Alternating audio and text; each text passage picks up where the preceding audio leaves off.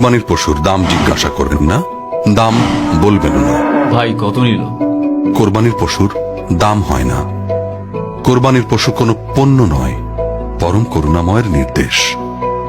আর আপনাকে যদি কেউ জিজ্ঞাসা করে তাহলে বলুন, আল্লাহ যা সামর্থ্য দিয়েছেন তার মধ্যেই কেনার চেষ্টা আল্লাহ করেছি। যা সামর্থ্য দিয়েছে এর মধ্যেই কিনেছি।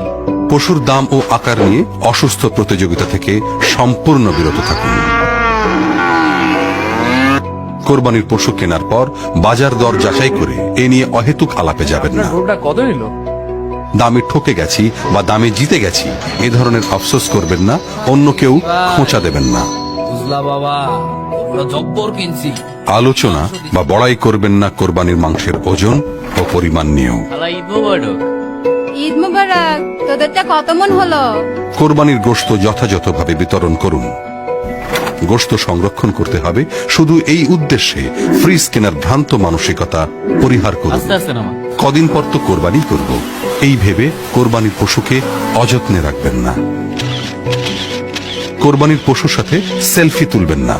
সামাজিক যোগাযোগ মাধ্যমে এ নিয়ে প্রচার করবেন না। খাদ্য উৎসবে মেতে উঠবেন না। খাবারে পরিমিতি বজায় রাখুন।